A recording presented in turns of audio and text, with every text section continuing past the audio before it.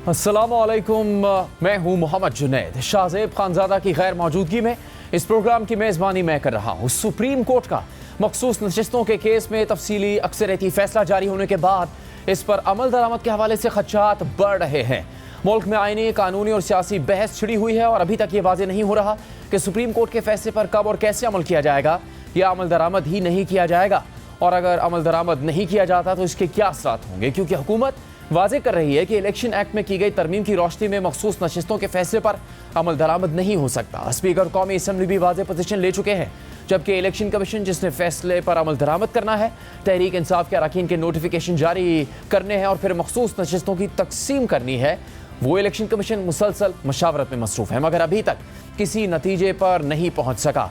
आज भी election commission का इजलास हुआ मगर फिर कोई नतीजा नहीं निकला। जियो न्यूज़ की नुमाइंदा नौशीन यूसुफ की खबर के मुताबिक इजलास में सुप्रीम कोर्ट के फैसले का तफसीली जायज़ा लिया गया। इसके अलावा मुतल्लिका कवानीन और स्पीकर के ख़त का भी जायज़ा लिया गया और ज़राए के मुताबिक इलेक्शन कमीशन को सुप्रीम कोर्ट के तफसीली फैसले पर कानूनी माहिरीन ने ब्रीफिंग दी और अब कल इलेक्शन कमीशन का दोबारा इजलास होने का इम्कान है। तहम ज़राए से इलेक्शन कमीशन सुप्रीम कोर्ट के फैसले पर रद्द-ए-अमल दे चुका है, जिसके मुताबिक सुप्रीम कोर्ट के फैसले ने इलेक्शन एक्ट को गैर फाल बना दिया। इलेक्शन कमीशन अब किस कानून के तहत काम करे, इलेक्शन कमीशन को मुकम्मल तौर पर नाकारा कर दिया गया। सुप्रीम कोर्ट के अक्सरियती फैसले पर इलेक्शन कमीशन और हुकूमत तनकीद कर रही है, मगर अहम बात यह है कि जहां फुल कोर्ट में शामिल 2 जजेस जस्टिस अमीनुद्दीन खान और नईम अख्तर अफगान ने अक्सरियती तफसीली फैसला सामने आने से पहले अपना इख्तलाफी नोट जारी कर दिया था और उसमें अक्सरियती जजेस के मुख्तसर फैसले पर कड़ी तनकीद करते हुए सख्त ऑब्जर्वेशन दी थी, जिसका फिर कल अक्सरियती जजेस के तफसीली फैसले में जवाब दिया गया। जबकि अक्सरियती फैसला जारी होने के बाद जस्टिस याह्या अफरीदी का भी इख्तलाफी नोट जारी हुआ है। जस्टिस याह्या अफरीदी के इख्तलाफी नोट के मुताबिक सुन्नी इत्तेहाद काउंसिल आइन और कानून के तहत कौमी असम्बली और सूबाई असम्बलियों में ख़वातीन और गैर मुस्लिमों के लिए मखसूस नशिस्तें हासिल करने की तयशुदा शराइत को पूरा नहीं करती। इसीलिए सुन्नी इत्तेहाद काउंसिल और इसके चेयरमैन की जानिब से दायर करदा अपीलें खारिज की जाती हैं। PTI के जीतने वाले उम्मीदवारों को जिस तरह आज़ाद करार दिया गया, उससे साफ जाहिर होता है कि इलेक्शन कमीशन कानून के मुताबिक अपना आइनी फ़र्ज अदा करने से कासिर रहा। तहम आम इंतखाबात में PTI की कौमी असम्बली और सूबाई असम्बलियों में जीती गई नशिस्तों की सही तादाद के बारे में कोई हतमी नतीजा पास करना कानूनी तौर पर मुनासिब नहीं होगा, क्योंकि पहली बात तो यह है कि PTI ने ऐसी किसी हिदायत के लिए अदालत से रुजू ही नहीं किया, इसलिए अदालत की तरफ से कोई हतमी नतीजा अखज़ करना आइन के आर्टिकल 184(3) के तहत अज़ खुद दार इख्तियार की दरख्वास्त सुनने के मुतरादिफ होगा। कानूनी शफाफियत तकाजा करती है कि ये मामला जीतने वाले उम्मीदवारों, उनकी मुतल्लिका सियासी जमातों, कौमी असम्बली और सूबाई असम्बलियों के स्पीकर्स और इलेक्शन कमीशन पर छोड़ दिया जाए कि वो कानून के मुताबिक फैसला करें। आइन के आर्टिकल 187 के तहत मुकम्मल इंसाफ करने के इस अदालत के नाकाबिल तरदीद इख्तियारात अपनी जगह, ताहम किसी मुतासरा फरीक के बरह रास्त अदालत से रुजू किए बगैर इस इख्तियार का इस्तेमाल एक ख़तरनाक मिसाल कायम कर सकता है। इसीलिए इस इख्तियार का इस्तेमाल गैर मामूली हालात के लिए मखसूस होना चाहिए। इलेक्शन कमीशन आइनी जिम्मेदारियाँ निभाने में नाकाम रहा है। ताहम इस तरह की कोताहियों का अजाला कानूनी फ्रेमवर्क के अंदर फराहम करदा अमल में है, ना कि अदालत उज़्मा के अदालती फैसले में, और वो भी तमाम मुतल्लिका फ़रीक़ैन को समात का हक फराहम किए बगैर। तहरीक इंसाफ सुप्रीम कोर्ट के अक्सरियती फैसले पर अमल दरामद का मुतालबा कर रही है, जिसके ज़रिए कौमी असम्बली में तहरीक इंसाफ की वापसी होने के साथ साथ अरकान की तादाद में भी इजाफा होना है। आज अडयाला जेल में सहाफ़ियों से गुफ्तगू करते हुए बानी PTI इमरान खान ने कहा कि सुप्रीम कोर्ट के मखसूस नशिस्तों से मुतालिक फैसले से सब वाज़ेह हो गया। ये चाहते हैं कि इन्हें 2/3 अक्सरियत मिल जाए और एम्पायर्स को तोसी मिले। इलेक्शन से PTI को बाहर रखना और पार्टी को उड़ा देने की कोशिश की गई थी, अब सब बेनकाब हो चुका है, सारे पर्दे हट चुके हैं। इमरान खान ने मजीद कहा कि प्रैक्टिस एंड प्रोसीजर एक्ट से जमहूरी तरीके से केस लगने की खिलाफ वर्जी की गई। अदलिया की आज़ादी के हक़ में जुमेरात को एहतजाज करेंगे, जुमे को हमारा अपना एहतजाज है और हफ्ते को रावलपिंडी में जलसा करेंगे। जलसे की इजाज़त ना दी गई तो एहतजाज करेंगे। इमरान खान का कहना था कि पाकिस्तान मुकम्मल तौर पर पुलिस स्टेट बन चुका है। ये वो मार्शल लॉ है जो ज़िया और मुशर्रफ के मार्शल लॉ से भी सख्त है। इसके अलावा तहरीक इंसाफ के चेयरमैन बैरिस्टर गौहर खान ने कहा है कि कुछ लोगों को दवाम बख्शने के लिए गैर आइनी तरमीम लाई जा रही है। अगर चीफ जस्टिस वज़ीर आज़म मुकर्रर करेगा तो कौन सा जज हुकूमत के खिलाफ फैसला देगा? कुछ लोगों को दवाम बख्शने के लिए ये तरामीम लेके आ रहे हैं, अदलिया का हैयत चेंज करने के लिए लेके आ रहे हैं, अदलिया में ऐसे लोगों को बिठा रहे हैं जो एक बंदा वज़ीर आज़म उनको मुंतखब करेगा, उनको अपॉइंट करेगा, वो सुप्रीम कोर्ट और कॉन्स्टिट्यूशनल कोर्ट के जजेस बन जाएंगे, वो चीफ जस्टिस बनेगा और फिर इनकी मर्जी के फैसले करेंगे। या आप उसमें ऐसे तरमीम कर रहे हैं कि जजेस को उनकी मर्जी के बगैर जब वो चीफ जस्टिस बनने लगे आपकी मर्जी के फैसले न करने तो आप उनको ट्रांसफर करें। इसके लिए हमारा स्ट्रगल मौलाना साहब के साथ होगा। मौलाना साहब एक बड़े ज़ीरक इंसान है, इंशाअल्लाह ताला हमारा ये इत्तेहाद उनके साथ कंटिन्यू करेगा। हम इन प्रिंसिपल इस बात पे एग्री हो चुके हैं कि आदलिया रिलेटेड जो भी लेजिस्लेशन होगी, चाहे वो लेजिस्लेशन है चाहे वो आइन में तरमीम है, उसमें हमारा इंशाअल्लाह ताला एक तहरीक इंसाफ जहां सुप्रीम कोर्ट के फैसले पर खुशी का इजहार कर रही है और अमल दरामद का मुतालबा कर रही है, वहीं इस खदशे का इजहार भी कर रही है कि हुकूमत 2/3 अक्सरियत हासिल करके आइनी तरमीम लाना चाहती है ताकि तोसी दी जा सके। जबकि हुकूमत की सबसे बड़ी इत्तेहादी पीपल्स पार्टी के चेयरमैन बिलावल भुट्टो जरदारी ने चीफ जस्टिस काजी फायद ईसा और सीनियर अटॉर्नी जज जस्टिस मंसूर अली शाह को मुखातिब करते हुए वाज़ेह किया है कि जो आइनी तरमीम आएंगी वो किसी खास फर्द के लिए नहीं होंगी। हम आईनी अदालत बना के रहेंगे ताकि किसी और वज़ीर आज़म को तख्ते तार पे ना चढ़ाया जाए। मैं दोनों जज साहिबान, चाहे वो जस्टिस ईसा हो या जस्टिस मंसूर अली शाह साहब हो, उनका बहुत एहतराम करता हूँ। इतना एहतराम करता हूँ जितना किसी और जज किसी माजी की बेंच का मैं नहीं करता। और वो वेरी सिंपल है कि ये दोनों जज साहिबान उस बेंच में थे जिसने कायदे अवाम शहीद जुल्फ़िकार अली भुट्टो का फैसला सुनाया। किसी और का नियत जो भी हो, मैं कोई पर्सन स्पेसिफिक आइन नहीं बनाऊंगा, मैं कोई पर्सन स्पेसिफिक कानून नहीं बनाऊंगा। मैं ना वकला का सियासत का शिकार होऊंगा, ना जुडिशरी का सियासत का शिकार होऊंगा। हमने अपना काम करके दिखाना है, अवाम को हम जवाब देंगे, आइन हम बना के रहेंगे। कॉन्स्टिट्यूशनल कोर्ट की बात है, मैं समझता हूं कि हमें ऐसे कोई एज की पाबंदी डालना ही नहीं चाहिए। इसलिए अगर मैं किसी एक एज का जिक्र करूंगा भी सही, तो कोई एक ग्रुप मुझ पे ये इल्जाम लगाएगा कि मैं किसी का हामी या मैं किसी के खिलाफ। तो हमने बड़ा सोच समझ के फिर कि जैसे कॉन्स्टिट्यूशनल कोर्ट बने तो उसके लिए अब टर्म लिमिट्स इस्तेमाल करें, आप एज का एक्सटेंशंस का ना सोचें। मखसूस नशिस्तों के फैसले के बाद हुकूमत और सुप्रीम कोर्ट आमने सामने है। बात करेंगे हुकूमत से ही, उसका मौक़िफ़ लेने के लिए हमारे साथ हैं वज़ीर आज़म के मुशीर बराए सियासी अमूर राना सनाउल्लाह। राना साहब, शुक्रिया आपके वक्त का। अब चंद जजेस के फैसले की बात नहीं है, 11 जजेस भी जिस बात पर मुत्तफ़िक हैं उस फैसले को भी हुकूमत मानने से इनकारी है। बहुत ही बड़ी महाज़राई, बहुत ही बड़ी आइनी बेयकीनी और मुश्किल सूरत हाल की तरफ नहीं जा रही हुकूमत?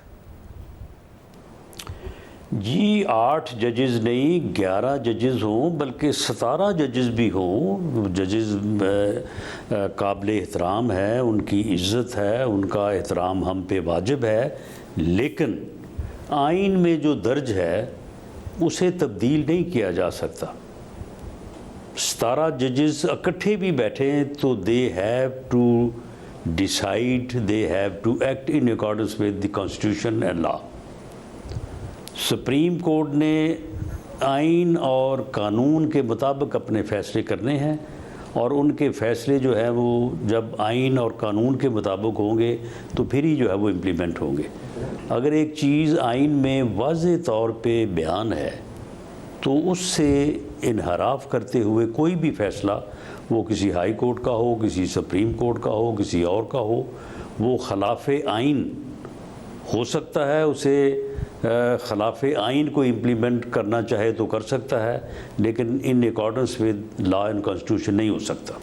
तो राना साहब, अब आप भी तजर्बाकार सियासतदान हैं और कानून की भी समझबूझ रखते हैं। 70 सफ़ात का जो फ़ैसला है उसको यकीनन आपने देखा होगा, बहुत से लोगों ने देखा। उर्दू में वो जारी नहीं हुआ, लेकिन इसी प्रोग्राम से उसकी जो उर्दू में तफसील है वो सामने रखी गई मुकम्मल तौर पर। जिस बुनियाद पर यह कहा जा रहा है, जो इलेक्शन एक्ट 2017 की तरमीम की बात हो रही है, जिसमें सेक्शन 66 और 104 की बात हो रही है, ये भी तो देखना होगा कि जनवरी 2024 के फैसले के नतीजे में जो सुप्रीम कोर्ट की तरफ से आया, जिसमें सुप्रीम कोर्ट खुद तस्लीम कर रही है कि उसके फैसले को इलेक्शन कमीशन ने सही से समझा नहीं, जिसकी वजह से तहरीक इंसाफ से जो गलतियां हुई, किस तरह उन्होंने आज़ाद उम्मीदवार के तौर पर इलेक्शन लड़ा, किस तरह सुन्नी इत्तेहाद काउंसिल में चले गए, इन तकनीकी चीज़ों को अलग रख भी दें तो आप बहैसियत सियासतदान बताएं, एक मेंबर मुस्लिम लीग नून बताएं कि ये नशिस्तें किसकी हैं, फिर ये उम्मीदवार किस जमात के हैं? सलमान अकरम राजा किस सियासी जमात से ताल्लुक़ रखते हैं? ना कोई आज़ाद उम्मीदवार है, ना ही वो सुन्नी इत्तेहाद काउंसिल से ताल्लुक़ रखते हैं। देखें, सुप्रीम कोर्ट का एक पूरा चैप्टर है कॉन्स्टिट्यूशन में, इसी तरह से फेडरल गवर्नमेंट का है, प्रोविंसेस का है, इसी तरह से जो है वो इलेक्शन से मुतल्लिक एक पूरा एक चैप्टर है, तो आर्टिकल्स हैं। उस चैप्टर में चीज़ें जो हैं वो बड़ी बुनियादी तौर पे जो बयान कर दी गई हैं, तो ये सीटें उसी की हैं जिस जमात में उन लोगों ने जो है वो अपने आप को जो है वो पाबंद किया है। जब आइन में ये दर्ज है कि जो आदमी किसी इंडिपेंडेंट निशान पे इलेक्शन लड़ेगा वो आज़ाद उम्मीदवार के तौर पे इलेक्ट होगा, और जब वो इलेक्ट हो जाएगा विद इन 3 डेज़ जिस जमात में वो शामिल होगा उस जमात का वो मेंबर अकाउंट होगा। तो ये चीज़ें जो हैं ये आइन में पूरी सराहत के साथ, वजाहत के साथ जो है वो दर्ज है। तो उन चीज़ों को तो नहीं बदला जा सकता, आइन को तो नहीं बदला जा सकता। आपका मौक़िफ़ ये है कि सुप्रीम कोर्ट का ये फैसला आइन और कानून के मुताबिक नहीं है और आपकी हुकूमत इस पर अमल दरामद नहीं होने देगी? देखें, हुकूमत जो है वो पाबंद है कि वो कॉन्स्टिट्यूशन के ऊपर जो है वो अमल करे। कॉन्स्टिट्यूशन में अगर ये लिखा गया है कि ये काम 3 दिन में होना है और वो 3 दिन में हो चुका है और इर्रिवर्सिबल है, तो इलेक्शन कमीशन जो है वो उसको रिवर्स नहीं कर सकता, ना उसको कोई अदालत रिवर्स कर सकती है। आइन में जो दर्ज है वो उसी के मुताबिक जो है वो उसकी जो है वो इम्प्लीमेंटेशन होनी है। सुप्रीम कोर्ट को जो है वो ये आइनी इख्तियार हासिल नहीं है कि वो आइन में जो चीज़ वजाहत के साथ या जो चीज़ बयान की गई है उसके बरक्स कोई फ़ैसला करे। तो ये बात भी साबित नहीं होती कि इलेक्शन कमीशन ने भी सुप्रीम कोर्ट के जनवरी 2024 के फैसले को सही से समझने की, जो सही से ना समझने की जो गलती की है, उसके नतीजे में जो इक़दाम किए वो भी कानून से मुतसादिम है, वो भी गलती है, उसका भी अजाला होना चाहिए, जिसमें इन 11 जजेस का इत्तेफाक है, बस बशमूल चीफ जस्टिस कादी फ़ाइज़ ईसा। नहीं, मामला ये है कि वो जो कहा जा रहा है कि जी वो ना वो जमात समझ सकी ना इलेक्शन कमीशन समझ सका, तो अगर सुप्रीम कोर्ट का ऑर्डर जो है वो इतना ज़्यादा मुबहम था कि उसको समझा नहीं जा रहा था, तो उसकी वजाहत के लिए किसी को कोर्ट में आ जाना चाहिए था, या कोर्ट को आज खुद उसकी वजाहत, जिस तरह से अब एक वजाहत जारी की है तो कोर्ट को वजाहत जारी कर देनी चाहिए थी। राना साहब, फिर इस तरह तो महाजराई बढ़ेगी नहीं, बेयकीनी बढ़ेगी नहीं, ये मुश्किल तरीन नहीं होती चली जाएगी सूरत हाल? नहीं जुनेद साहब, देखें, अगर कोई अदारा, अगर कोई इंस्टीट्यूशन जो है वो अपने आप को over and above law and constitution समझता है और वो अपने इख्तियार को कॉन्स्टिट्यूशन के से बाहर निकल के जो है वो बरूए कार लाता है, तो उससे तो फिर अगर कोई ऐसी सूरत हाल पैदा होती है तो फिर उसकी ज़िम्मेदारी किस पे होगी? उसकी ज़िम्मेदारी किसी और पे नहीं होगी, उसकी ज़िम्मेदारी लॉ पे नहीं होगी, कॉन्स्टिट्यूशन पे नहीं होगी, उसकी ज़िम्मेदारी फिर उसी पे होगी जो अपने इख्तियार को ओवर एंड अबव जो है वो कॉन्स्टिट्यूशन या लॉ जो है वो इस्तेमाल करे। इसलिए यही कहा जा रहा है कि तमाम अदारे बशमूल जुडिशरी, गवर्नमेंट, दूसरे अदारे, इलेक्शन कमीशन, वो अपने आप को जो है वो इन 4 corners of constitution and law रख के जो है वो अपनी ज़िम्मेदारी सर अंजाम दें। लेकिन राना साहब, इस वक्त तो हालात ये हैं कि सुप्रीम कोर्ट के इस फैसले की रोशनी में इलेक्शन कमीशन ने जिन अरकान को तहरीक इंसाफ के अरकान के तौर पर नोटिफाई किया, हुकूमत तो उनको भी तस्लीम नहीं कर रही है। जो अभी तफसील जारी की गई है कौमी असम्बली की तरफ से, उसमें उस पार्टी पोजीशन में तहरीक इंसाफ का जिक्र नहीं है। आप उनको एक पार्लिमानी आइनी पार्टी तस्लीम ही नहीं करना चाहते अब? देखें, उन लोगों ने बाकायदा एक आज़ाद उम्मीदवार के तौर पे उन्होंने इलेक्शन लड़ा, उनको निशान अलॉट हुए और वो कामयाब हुए, और कामयाब होने के बाद उन्होंने बाकायदा बयान हल्फी दिया जो कि आइनी रिक्वायरमेंट है। उन्होंने बयान हल्फी दिया कि जी हमने आज़ाद उम्मीदवार के तौर पे इलेक्शन लड़ा है, हम कामयाब हो गए हैं, हम फ़लाँ जमात में जो है वो अपने आप को शामिल कर रहे हैं। ये एक कॉन्स्टिट्यूशनल तरीक़ाकार है, अमल है जो इर्रिवर्सिबल है। इसके बाद वो आदमी अपना बयान हल्फी जो है वो उसको चेंज नहीं कर सकता, आइन इस बात की इजाज़त नहीं देता। तो ये उन्होंने सब ने कर लिया है। अब सवाल ये पैदा हुआ कि उन्होंने जिस जमात को उन्होंने मुंतखब किया शामिल होने के लिए, उस जमात ने जो है वो अपनी लिस्ट जमा नहीं करवाई थी स्पेशल सीटों की, और वहाँ पे उनका मसला बन गया स्पेशल सीटों का। तो फिर उसके बाद ये सारा कज़िया जो है ये उठा। अगर वो किसी ऐसी जमात में शामिल होते जिसकी लिस्ट स्पेशल सीट्स की जमा होती और ये तनाज़ा ना उठता तो कभी ये नौबत ही ना आती। अब आप मुझे बताएं कि ये गलती उन्होंने की है या ये इलेक्शन कमीशन ने की है? इस गलती पर तो राय सुप्रीम कोर्ट के फैसले पर मौजूद है राना सनाउल्लाह साहब, इस पर तो सुप्रीम कोर्ट के फैसले में राय मौजूद है। नहीं, सुप्रीम कोर्ट के फैसले में जो राय है वो कॉन्स्टिट्यूशन के बरक्स तो नहीं हो सकती।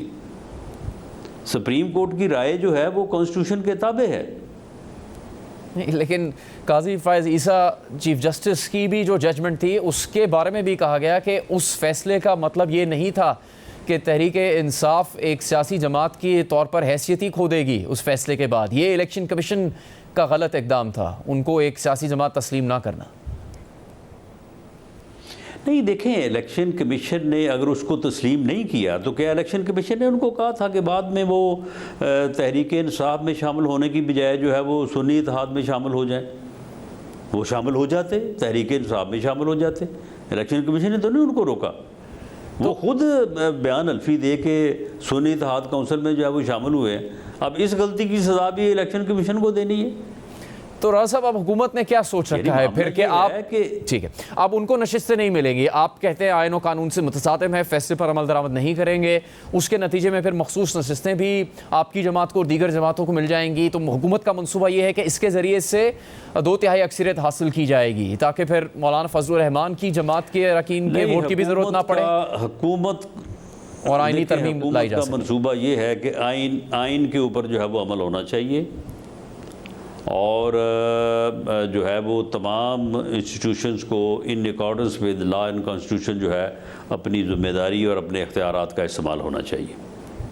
तो इसीलिए कि आईनी तरमीम लाई जा सके और 2/3 अक्सरियत का मसला हुकूमत के लिए हल हो सके। नहीं, वो तो खैर आइनी तरमीम जो है वो तो किसी के पास अगर मतलूबा नंबर जो आइन में तरीक़ाकार लिखा है अमेंडमेंट लाने का, वो अगर किसी के पास होगा तो ले आएगा, अगर नहीं होगा तो नहीं ला सकेगा। लेकिन राजा साहब, इसके अलावा भी कोई ख़तरात या खदशात हैं हुकूमत को कि चीफ जस्टिस तब्दील होंगे, नए चीफ जस्टिस आएंगे, इलेक्शन 8 फरवरी 2024 के हवाले से भी फैसले हो सकते हैं, ट्रिब्यूनल्स के हवाले से फैसले हो सकते हैं, इसीलिए ये भी डर है हुकूमत को कि तहरीक इंसाफ को नशिस्तें दी गई तो वो नहीं, हमें पार्लियामेंट में बहाल होने के बाद क्या खतरात हो सकते हैं हुकूमत को? नहीं, हमें कोई डर नहीं है, ना हमें कोई ऐसा अंदेशा है, ना हम ऐसा समझते हैं। अलबत्ता पीटीआई के दोस्त जो हैं वो पब्लिकली भी आपके प्रोग्राम्स में भी और प्रेस कॉन्फ्रेंस में भी और इधर उधर अपनी निजी महफिलों में भी बातें करते रहें कि जी हमारी बात हो गई है, अक्टूबर में जब चीफ जस्टिस चेंज होंगे तो उसके बाद फिर ये हो जाएगा, वो हो जाएगा, वो इस किस्म की गुफ्तगू करते हैं। अच्छा, तो अब आईनी तरमीम की बात हो रही है, बिलावल भुट्टो साहब ने भी उस पर बात की, उस पर मुस्लिम लीग नून की इस वक्त पोजीशन क्या है? आईनी तरमीम लाई जाएंगी और क्या अभी भी बात हो रही है आपकी जमात में इस हवाले से कि जजेस की रिटायरमेंट की उम्र जो है उसको बढ़ाया जाएगा? जी, जो कॉन्स्टिट्यूशनल अमेंडमेंट्स के बारे में जो पहले पिछले हफ्तों में जो है वो काम होता रहा है और उसके बाद क्योंकि कंसेंसस नहीं हो सका तो फिर उसमें फर्दर जो है वो कंसल्टेशन की और बात करने की जो है वो बात हुई, फैसला हुआ। तो उसके ऊपर यानी इंट्रा पार्टी भी और विद इन पार्टीज़ भी जो है वो पूरी कंसल्टेशन हो रही है, इसके ऊपर बात हो रही है और उसके ऊपर उम्मीद है कि आने वाले दिनों में उसके ऊपर कोई मिनिमम कंसेंसस हो जाएगा कुछ चीज़ों के ऊपर, सभी के ऊपर शायद ना हो लेकिन कुछ चीज़ों के ऊपर हो जाएगा और फिर अगर ऐसा हो जाता है तो वो अमेंडमेंट्स हो जाएंगी। तो कोई ड्राफ्ट आया है मुस्लिम लीग नून के पास, हुकूमती जमात के पास, पीपल्स पार्टी या जमीयत उलमा इस्लाम की जानिब से? ड्राफ्ट इस वक्त पीपल्स पार्टी भी एक ड्राफ्ट के ऊपर काम कर रही है, जेयूआई भी काम कर रही है, पीएमएलएन के पास भी अपनी तजावीज़ हैं। तो मेरा ख़्याल है कि जैसे ही वज़ीर-ए-आज़म वापस तशरीफ़ लाते हैं अक़वाम मुत्तहिदा की जो है वो अजलास से, तो मेरा ख्याल है कि विद इन 2-3 डेज़ जो है ना ये फिर चीज़ें सारी इकट्ठी हो के इनके ऊपर कंसल्टेशन होगी और एक मिनिमम जो अमेंडमेंट है या जिस तरह से ये कॉन्स्टिट्यूशनल कोर्ट की बात हो रही है, तो मेरा ख्याल है कि इसके ऊपर कोई जो है वो कंसेंसस हो जाएगा और उसके मुताबिक फिर उसके ऊपर अमल भी हो जाएगा। राना सनाउल्लाह साहब, बहुत शुक्रिया प्रोग्राम में बात करने के लिए। कानूनी माहिरीन की राय क्या है, इसी हवाले से हम बात करेंगे। हसन रजा पाशा साहब, साबिक chairman executive committee Pakistan bar council, और शुएब शाहीन, रुकन कोर कमेटी तहरीक इंसाफ हमारे साथ प्रोग्राम में मौजूद है। हसन रजा पाशा साहब, सुप्रीम कोर्ट का फैसला जिसमें 8 जजेस का अक्सरियती फैसला है और कई ऐसे नुकात हैं जिस पर 11 जजेस का इत्तेफाक है, ऐसे फैसले को मानने के अलावा, अमल दरामद करने के अलावा भी क्या हुकूमत के पास ऑप्शन है, ख़ासतौर पर ऐसे वक्त में जब नए आने वाले चीफ जस्टिस चंद हफ्तों पहले एक तकरीब में कह चुके हैं कि इस निज़ाम में, इस मुल्क में, इस कानून के तहत हुकूमत के पास कोई और चॉइस नहीं होती, सुप्रीम कोर्ट के फैसले पर अमल दरामद करना ही करना होता है।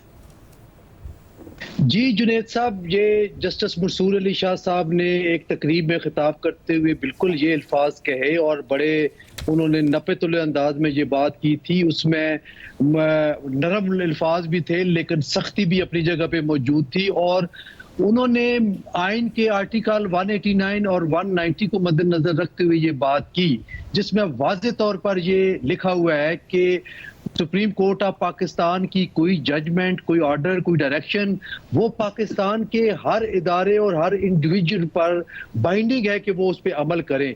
तो इसीलिए उन्होंने ये फरमाया था। और देखिए, जो कानून और आइन है उसके तनाजुर में अगर देखा जाए तो बेशक वो 13 रुकनी बेंच था, लेकिन जो मेजॉरिटी व्यू है वो प्रिवेल करता है।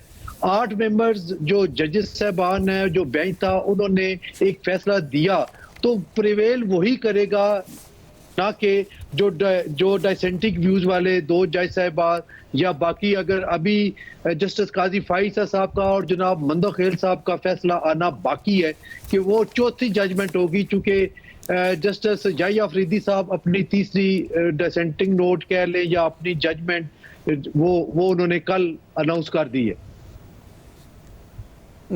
तो शुएब शाहीन साहब, इस वक्त जो फैसला हमारे सामने मौजूद है, लेकिन जो जस्टिस याह्या अफरीदी का मौक़िफ़ भी सामने आया है, उसमें उन चीज़ों की निशानदेही की गई है कि जो मौक़िफ़, जो अपील अदालत के सामने रखी ही नहीं गई थी, उसके ऊपर फैसला करने के नताइज बहुत ज़्यादा ख़तरनाक हो सकते हैं। तो तहरीक इंसाफ का इस पर क्या मौक़िफ़ है कि जहां उसकी जानिब से ये मुतालबा ही नहीं किया गया था अदालत से कि ये नशिस्तें उसको दे दी जाए, या उनसे इस हवाले से गलती हुई कि उन्होंने सुन्नी इत्तेहाद काउंसिल में जाने का फ़ैसला किया, ना कि उनकी तरफ से ये फैसला किया जाता कि वो तहरीक इंसाफ में बहैसियत जमात के रुकन शामिल होना चाहते हैं इंतखाबात के बाद? देखिए जुनैद साहब, पहली बात तो यह है कि 8 रुकनी बेंच जो लार्जर बेंच, जो फुल कोर्ट थी, उसमें से जो लार्जर बेंच है, यानी जो मेजॉरिटी व्यू है, उसके फैसले पे अमल दरामद होना है। 2 मुअज़्ज़ज़ अरकान ने हमारे खिलाफ फैसला दिया, उन्होंने पटिशन डिसमिस की। ये जो 9th मेंबर का फैसला है, उसने हमारे खिलाफ फैसला नहीं दिया। उन्होंने कहा कि इनका केस दोबारा इलेक्शन कमीशन कंसीडर करे। ये नहीं कहा कि इनका हक नहीं बनता, और ये भी नहीं कहा कि ये बाकी पार्टीज का हक बन गया है। लिहाजा उनका एक डिफरेंट व्यू जरूर है कि to give a complete relief to the PTI, मगर ये कहना कि हमारे उस पॉइंट ऑफ व्यू से उन्होंने इख्तलाफ किया है जो मेजॉरिटी या 8 रुकनी बेंच ने फैसला दिया है, इन प्रिंसिपल उनका भी मौक़िफ़ तकरीबन उनसे मिलता जुलता है। और बाकी 2 मुअज़्ज़ज़ जज साहबान ने जो शॉर्ट ऑर्डर किया है, उन्होंने भी इस बात की तस्दीक की है कि इलेक्शन कमीशन ने सुप्रीम कोर्ट के पिछले फैसले को, जिससे बल्ले का निशान छीना गया था, उसको मिस इंटरप्रेट किया है और साथ पीटीआई को हक देने के बारे में लिखा है। अब उसकी डिटेल रीजन नहीं आई, वो बाद में आएगी। लिहाजा 11 रुकनी बेंच, अगर आप ये तस्वर करें, उन्होंने पीटीआई के हक में फैसला दिया है। जो कंप्लीट रिलीफ दिया है वो 8 रुकनी बेंच ने दिया है। लिहाजा 13 में से अगर 5 को अगर आप एक साइड पे भी कर लें विद डिफरेंस ऑफ ओपिनियन या डिसेंटिंग नोट के साथ, जो सुप्रीम कोर्ट का फैसला तस्वर होगा वो होगा मेजॉरिटी व्यू, जो कि 8 रुकनी बेंच है, और जो बाकी जज साहबान का फैसला है उनको डिसेंटिंग नोट कहा जाएगा। That will not be considered as a judgement. जैसे पाशा साहब ने फरमाया है, सुप्रीम कोर्ट के हर फैसले को आइन के आर्टिकल 189, 190 के तहत तमाम इदारे, जुडिशल इदारे, इवन एग्जेक्टिव इदारे या कॉन्स्टिट्यूशनल इदारे, वो सब पाबंद हैं उसको अमल दरामद करने के, क्योंकि फाइनल अथॉरिटी या आर्बिटर जो है वो सुप्रीम कोर्ट ऑफ पाकिस्तान है। उसका जब फुल कोर्ट कोई फैसला कर दे तो फिर किसी को चूं चरा करने की गुंजाइश नहीं है, सिवाय इस बात के कि वो रिव्यू फाइल कर सकते हैं। And until and unless review is filed और रिव्यू एक्सेप्ट नहीं होता तो वो जजमेंट पेनल्टी इख्तियार कर जाया करती है। और सुप्रीम कोर्ट के रूल्स के मुताबिक और सुप्रीम कोर्ट की जजमेंट्स और कानून और नज़ीर के मुताबिक ये बात तय है कि रिव्यू सिर्फ उन केसेस में होता है जहां कोई गलती सफाए मिसल पे सामने नजर आ रही हो, जिसको कहते हैं error floating on the surface of the record. यहाँ सोच समझ करके सुप्रीम कोर्ट के 13 रुकनी बेंच के फैसले आ चुके हैं, लिहाजा रिव्यू करना इनका हक जरूर है, लेकिन रिव्यू के एक्सेप्ट होने के चांसेस बहुत बहुत कम है।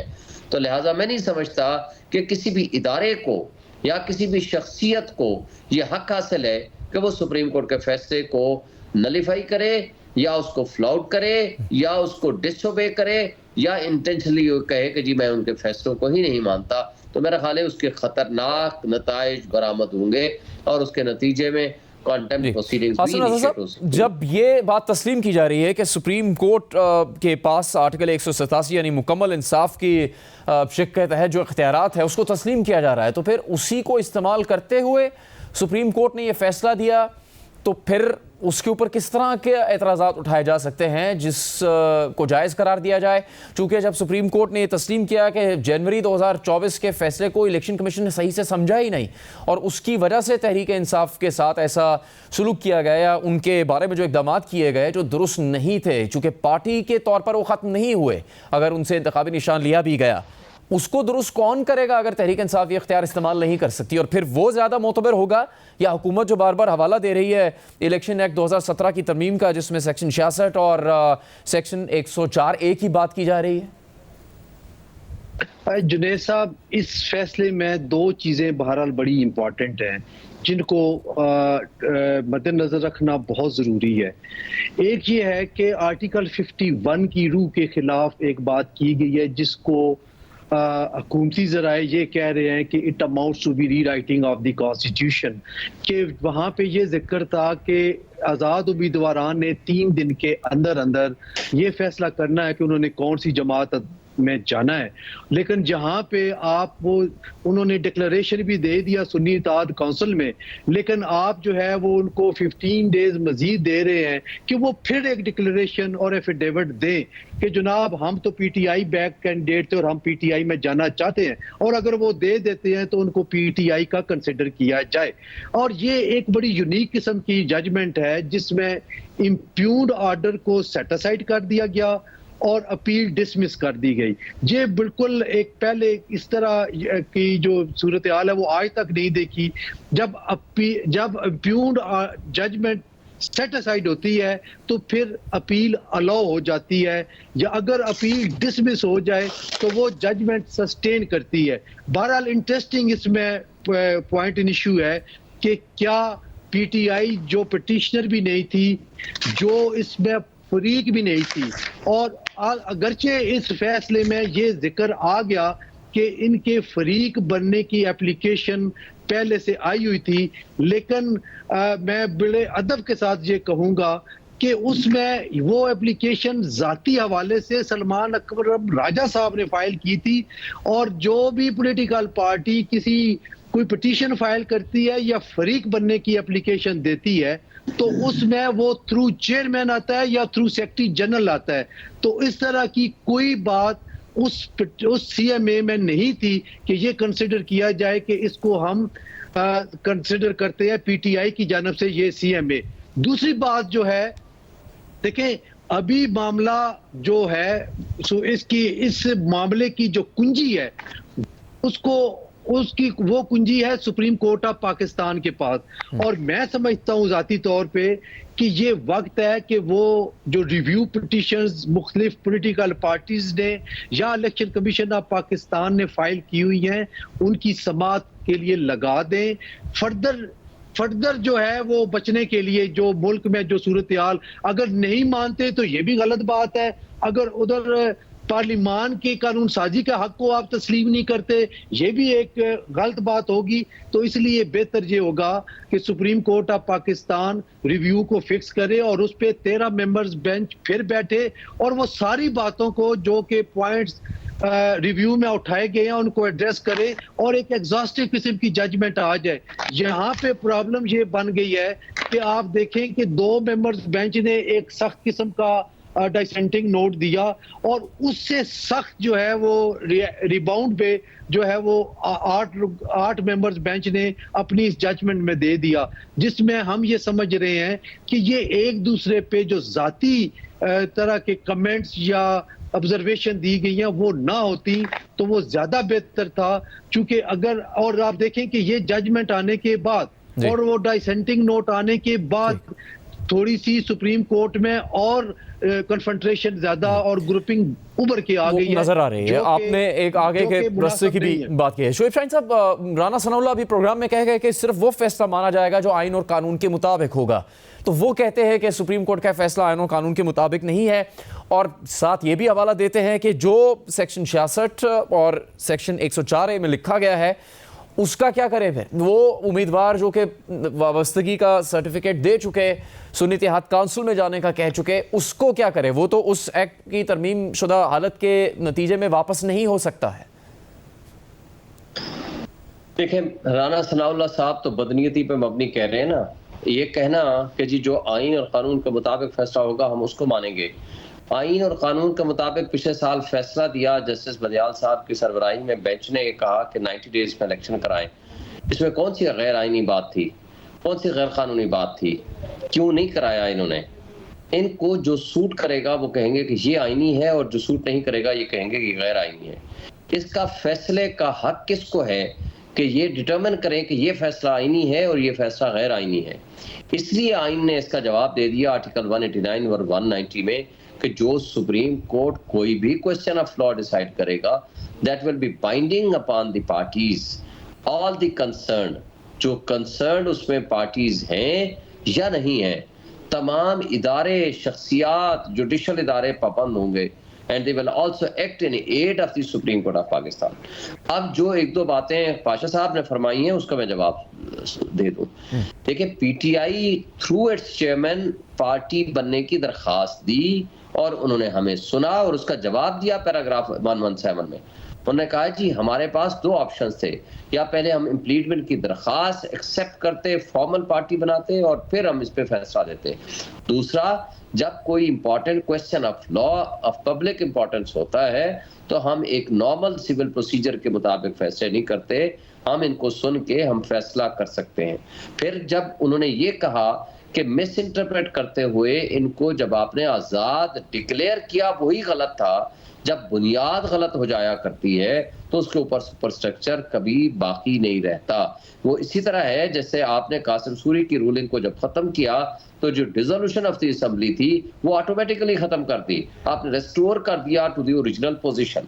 और एक जो पाशा साहब फरमा रहे थे, सलमान अकरम राजा साहब वकील थे कमल शोजब का, जो मखसूस नशिस्तों के लिए वो अपने आप को वो क्लेम कर रही थी, तो लिहाजा वो उनके वकील थे। और नेक्स्ट बात, इस पे सुप्रीम कोर्ट ऑलरेडी जो ये एक बात उन्होंने और भी फरमाई कि अगर केस एक पटिशनर का डिसमिस हो जाए तो फर्दर किसी और पार्टी को रिलीफ नहीं दिया जा सकता। इस पे मैं आपको एक केस मिसाल दूं, ये 2022 SCMR लार्जर बेंच का फैसला है 1691 का, जिसमें सीरा एक्ट यानी जो सैक्ट एम्प्लॉइज रीइंस्टेटमेंट एक्ट के मुलाजिमीन थे, कोई तकरीबन 16,000 के करीब, उसकी वायरीज ऑफ एक्ट चैलेंज हुआ जिसको सुप्रीम कोर्ट ने अल्ट्रा वायरीज डिक्लेयर किया और तमाम एम्प्लॉइज को घर भेज दिया। जब सुप्रीम कोर्ट में रिव्यू आया उन्होंने लार्जर बेंच बनाया और लार्जर बेंच बना के उन्होंने कहा बिल्कुल दुरुस्त फैसला है, वो जो आइन के मुताबिक वो जो एक्ट था वो इलीगल एंड अनकॉन्स्टिट्यूशनल था और ये नहीं सस्टेनेबल रह सकता, और वो उन्होंने तमाम रिव्यू पिटीशंस डिसमिस कर दी। बट आर्टिकल 187 का इतलाक और 184 का इतलाक करते हुए उन्होंने कहा कि ये लोग जो 10 साल काम कर चुके हैं, चूंकि इनका अब राइट क्रिएट हो गया है और इनका कोई कसूर नहीं है, लिहाजा इनको हम बेनिफिट देते हैं under the powers to do a complete justice to them under the powers given under Article 187 with Article 183. मिसालें मौजूद हैं इस वक्त। अब सवाल जी इस वक्त इस जजमेंट के नतीजे में सवाल ये है अमल दरामद होने या ना होने का। हसन रज़ा पाशा साहब, अगर हुकूमत अमल दरामद नहीं करती सुप्रीम कोर्ट के इस फैसले पर, इलेक्शन कमीशन अमल दरामद नहीं करता, तो क्या होगा आगे फिर? देखें, फिर एक ही रास्ता है और वो कंटेम्प्ट ऑफ कोर्ट की तरफ मामलात जाएंगे। एग्रीव्ड पार्टी वहाँ पे कंटेम्प्ट एप्लीकेशन फाइल करके जजमेंट पे अमल दरामद करवा सकती है। तो यही है, और तो दूसरी कोई सूरत हाल नहीं है। और एक बात और, मैं शुएब साहब ने जिस तरह फरमाया, जो प्रोसीजर है, जो सदियों से ये मुल्क में जो राइज कानून है उसके मुताबिक जो सिस्टम चल रहा है, उसमें जब भी प्रोसीजर्स के दौरान कोई application for implement of party आती है तो उस पे फैसला किया जाता है फाइनल डिसीजन से पहले, और ये किया जाता है कि इसको पार्टी बनाना है या नहीं बनाना। और अगर वो एप्लीकेशन अलाउ होती है पार्टी बनाने की तो फिर मीमू ऑफ पार्टी जो है वो दाखिल होता है, उसके बाद फिर कार्रवाई चलती है। अफसोस ये है कि ना तो पीटीआई ने बतौर जमात इस पे हियरिंग के दौरान भी बात हुई कि आप पार्टी नहीं है, उन्होंने कहा जी हम नहीं है। उन्होंने यहां तक नहीं कहा हमने सीएम दी हुई है तो आप इसको एंटरटेन करें, वो भी नहीं एंटरटेन हुई। और जब नहीं एंटरटेन हुई तो फिर ये बात करना कि हम पार्टी बने हुए थे, विद ड्यू रिस्पेक्ट मैं ये अर्ज करूंगा कि ये पार्टी नहीं थे और पार्टी नहीं बने हुए थे, इसलिए मैंने ये अर्ज किया था कि चूंकि ये फरीक नहीं थे, इसलिए जो हुक्मरान इत्तेहाद बात कर रहा है कि चूंकि फरीक नहीं थे इसलिए इनको नहीं जानी चाहिए थी। मैं वो आपको असिस्ट कर रहा था या एक अपनी बात बता रहा था कि इस मामले में क्या हो सकता है। शुएब साहब, अगर नहीं होता अमल दरामद इस फैसले पर तो तहरीक इंसाफ की हिकमत अमली क्या होगी फिर? शुएब शाहीन साहब।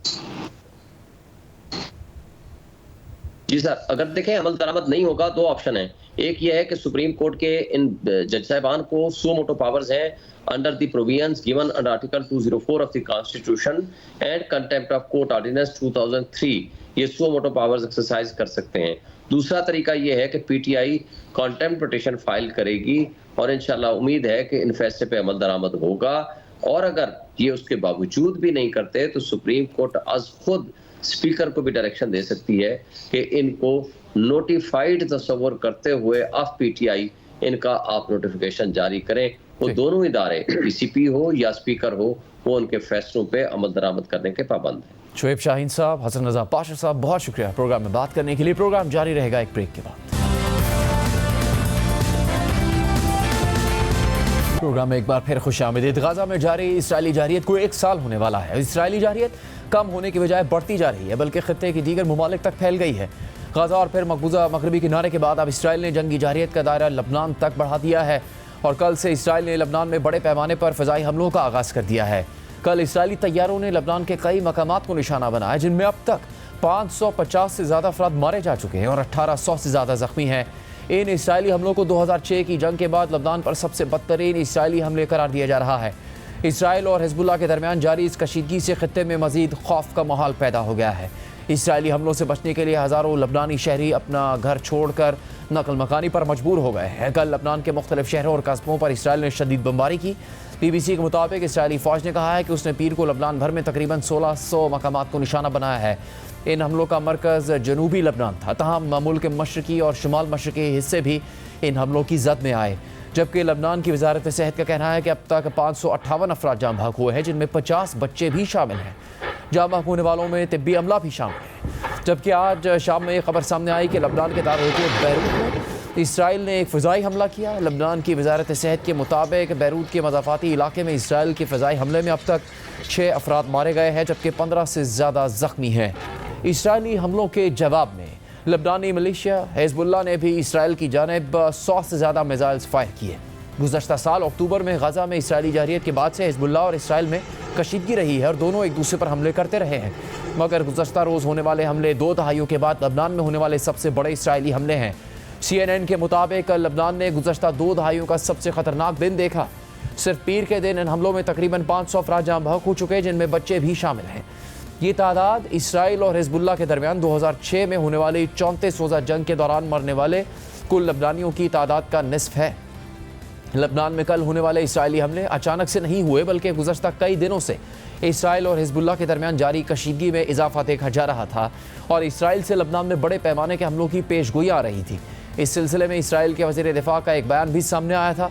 18 सितंबर को इसराइली वज़ीर दिफा योव गैलेंट ने इसराइली फ़ज़ाइया के अरकान से मुलाकात के दौरान कहा था कि सेंटर ऑफ ग्रेविटी शिमाल की तरफ बढ़ रहा है। हम अपनी फोर्सेस और तवानाई को भी शिमाल यानी लबनान की तरफ मोड़ रहे हैं।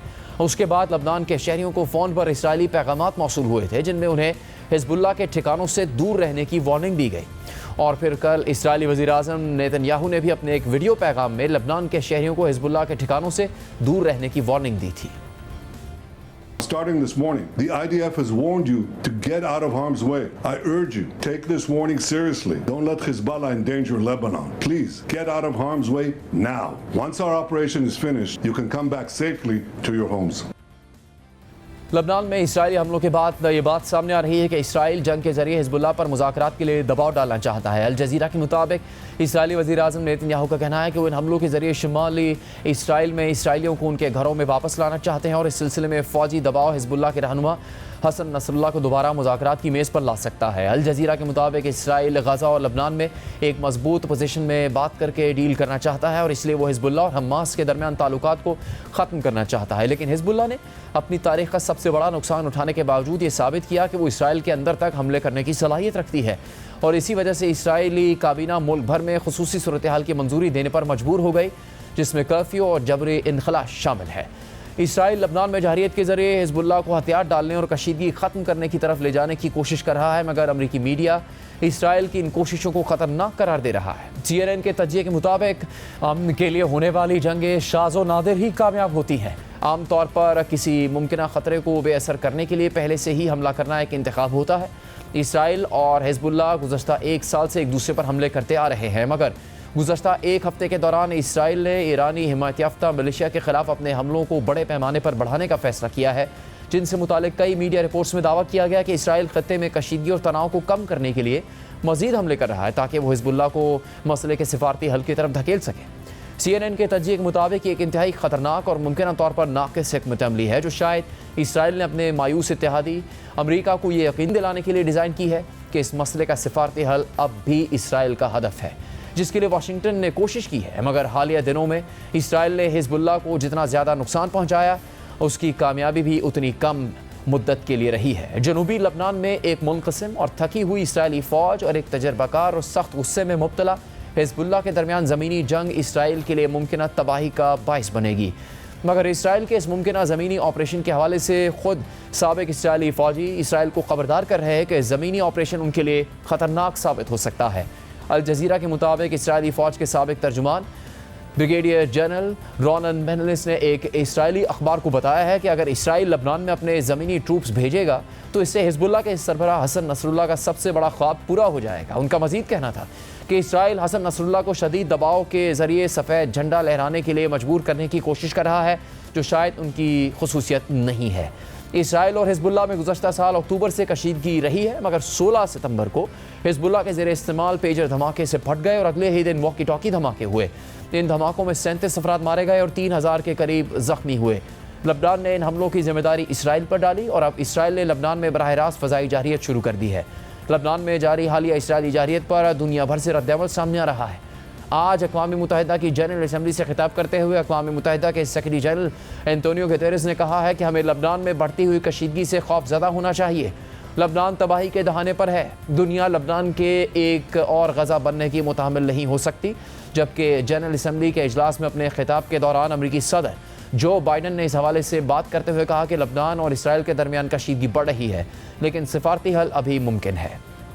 लबनान में बड़े पैमाने पर जंग किसी के मफाद में नहीं है। देखिए कि अमरीकी सदर जो बाइडन ने गाजा के हवाले से क्या कहा।